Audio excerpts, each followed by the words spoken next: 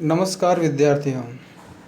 कल हमने पढ़ा था पत्र लेखन और आज हम उसी कड़ी में आगे हम पढ़ेंगे पत्र लेखन में। सबसे पहले अपन ने कल देखा था पत्र लेखन क्या है, पत्र लेखन की परिभाषा, एक अच्छे पत्र की विशेषताएं जिसमें संक्षिप्तता, संतुलित भाषा का प्रयोग, तारतम्यता, शिष्टता, सज्जा, इनका अध्ययन किया। उसके बाद अपन ने देखा पत्र के अंग। पत्र के अंग में अपन ने 6 अंगों के बारे में देखा। सबसे पहला संबोधन और अभिवादन, पत्र भेजने की तिथि, पत्र भेजने की विषय सामग्री, पत्र का अंत, भेजने वाले का पता, पत्र पाने वाले का पता। इस प्रकार से हमने कल यहाँ तक अध्ययन किया था। आज हम आगे अध्ययन करेंगे कि सबसे पहले जैसे हम किसी भी पत्र में अगर अपन बात करें तो अभिवादन और पत्र के अंत में जो शब्दों का हम प्रयोग करें उनके बारे में थोड़ी सी संक्षिप्त जानकारी मैं देना चाहूँगा। जो अपने बड़े हैं, गुरुजन, परिवार और बड़े, उनके लिए मान्यवर, आदरणीय, पूजनीय, श्रद्धेय, इन शब्दों का प्रयोग होता है। अभिवादन में सादर प्रणाम, सादर चरण स्पर्श और अंत में आपका आज्ञाकारी पुत्र, भाई, अनुज, इस प्रकार से लिखा जाता है। बराबर वाले हैं उनके लिए प्रिय मित्र, प्रिय भाई, प्रिय बहन। अभिवादन में नमस्ते, नमस्कार, अंत में शुभाकांक्षी, तुम्हारा प्रिय मित्र, इस प्रकार से लिखा जाएगा। और छोटों को चिरंजीव, प्रिय, आयुष्मान, अभिवादन शुभ आशीर्वाद, पत्र के अंत में तुम्हारा शुभेच्छु, शुभ चिंतक, हितैषी, इस प्रकार से। परिचित अगर हैं तो प्रिय, फिर नाम, श्रीमती, नाम, और इनके विवाहिताओं के लिए काम में आएगा। और नमस्ते, नमस्कार, ये अभिवादन होगा। और अंत में भवदीय, आपका, भवदीया, आपकी, इस प्रकार से अंत में अपन काम में लेंगे। अपरिचित हैं तो उनके लिए प्रिय महाशय, प्रिय महोदय, महोदया, ठीक है, या नाम, इस प्रकार से हम लिखेंगे। नमस्ते, नमस्कार, अभिवादन होगा, अंत में भवदीय और आपका या आपके, इस प्रकार से शब्द का प्रयोग हम करेंगे। अंत में किसी अधिकारी को लिख रहे हैं तो महोदय, महोदया से संबोधन होंगे, अभिवादन लिखने की आवश्यकता नहीं है। अंत में भवदीय या भवदीया पर काम मिलेंगे। अभी हम बात कर रहे हैं माध्यमिक शिक्षा बोर्ड के पाठ्यक्रम में अर्धशासकीय पत्र हैं, ठीक है, और कुछ दूसरे प्रारूप भी हैं, उनके बारे में हम अध्ययन करेंगे। बाकी शेष जो पत्र हैं वो आपको 9 to 12 वाली पुस्तक में आप इस प्रकरण को विस्तार से देखें। आज हम बात करेंगे अर्धशासकीय पत्र की। जब समकक्ष अधिकारी को किसी खास विषय पर ध्यान आकृष्ट करने, स्पष्टीकरण देने, वैचारिक आदान प्रदान करने, सूचना, सलाह आदि देने अथवा प्राप्त करने के लिए जिस पत्र का प्रयोग करते हैं वे पत्र अर्धशासकीय पत्र कहलाते हैं। महत्वपूर्ण बात, अब अर्धशासकीय पत्र सामान्यतः सरकारी पत्र की भांति ही होता है, परंतु इसमें आत्मीय संबोधन एवं औपचारिक लगावपूर्ण भाषा का प्रयोग किया जाता है। संबोधन में प्रिय, श्री, सुश्री, श्रीमती आदि के साथ सरनेम, शर्मा जी, वर्मा, माथुर जी आदि जोड़कर लिखते हैं। और संबोधन को लेखक स्वयं अपने हाथ से लिखता है। सीधा सा बात यह है कि जब कोई कार्यालय पत्र, सरकारी पत्र किसी अधिकारी को नाम से जब लिखा जाता है और उसमें औपचारिकता के साथ अनौपचारिकता भी आ जाती है तो वहाँ पर वो शासकीय पत्र ही अर्धशासकीय पत्र बन जाता है। जैसे हम प्रार्थना पत्र में लिखते हैं महोदया, महोदय, सेवा में श्रीमान, इन सब औपचारिकताओं को न लिखते हुए सीधे नाम से जब हम लिखें तो वो अर्धशासकीय पत्र बन जाता है।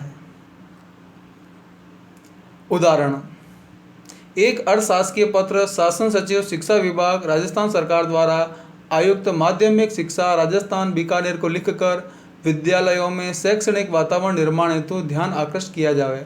इस प्रकार का प्रश्न कक्षा 12 में पूछा जा सकता है, पूछे हुए हैं, तो उनका उत्तर हम कैसे लिखेंगे? उसके लिए सबसे पहले ये किस सरकार से है, राजस्थान सरकार है या भारत सरकार, उसको हम लिखेंगे शीर्षक के लिए। फिर भेजने वाला कौन है, विजय जैन, शासन सचिव। फिर शिक्षा विभाग, शासन सचिव जयपुर, दिनांक 6 जुलाई 2017। ये है आपके पत्र क्रमांक असापक्र अधिशासी शासन पत्र क्रमांक 114 सा 1617। ये एक पत्र क्रमांक होता है। इस पत्र क्रमांक का उपयोग हर ऑफिस में, कार्यालय में होता है। एक आवक जावक रजिस्टर, जिसमें हर डाक का मेंशन किया जाता है, हर डाक को लिखा जाता है कौन सी डाक आई है, कौन सा पत्र भेजा है, उसका एक नंबर होता है, कोड होता है। उस कोड से ही वो पत्र पहचाना जाता है। तो ये पत्र क्रमांक हर कार्यालय, शासकीय पत्र उसमें लिखा जाता है। तो ये यहाँ पर कार्यालय पत्र का पत्र क्रमांक है। इसके बाद आता है, जैसे आप अन्य में लिखते हैं सेवा में श्रीमान महोदय, वो सारा इसमें नहीं लिखे, सीधा किससे नाम से हम संबोधित करके लिख रहे हैं।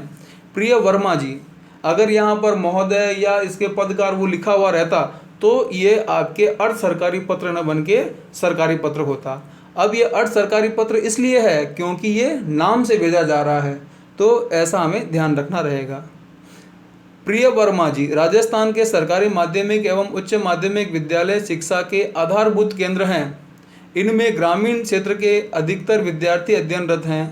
अतः शैक्षणिक वातावरण निरंतर बनाए रखने के लिए विषय अध्यापकों की नियुक्ति, रिक्त पदों पर समायोजन द्वारा शिक्षण, समयबद्ध कार्य योजना एवं शैक्षिक कैलेंडर अनुसार समस्त गतिविधियां संचालित की जानी चाहिए।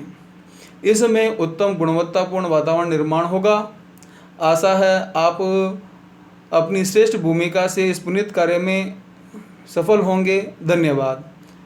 और अंत में आता है भवदीय विजय जैन, जो लिखने वाला है, और जहां भेज रहे हैं सेवा में श्री संजय वर्मा, आयुक्त माध्यमिक शिक्षा राजस्थान बीकानेर। यह जो लास्ट का पता है ये आपके अगर लिफाफे में या आपके अंदर जैसे पत्र में भेजा जा रहा है तो ये बाहर लिखा जाएगा, और अगर लेटर भेजा जा रहा है तो सबसे नीचे लिखा जाएगा।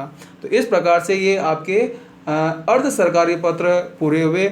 और भी बहुत सारे उदाहरण किताब में दिए हुए हैं, उनको आप देखें, अध्ययन करें, और अगर कहीं दिक्कत हो तो आप व्हाट्सएप पे मुझे कांटेक्ट करें।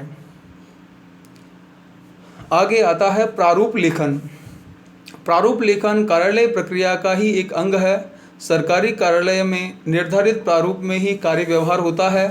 प्रदेश व केंद्र के प्रारूपों में कुछ भिन्नता हो सकती है, फिर भी लगभग समानताएं हैं।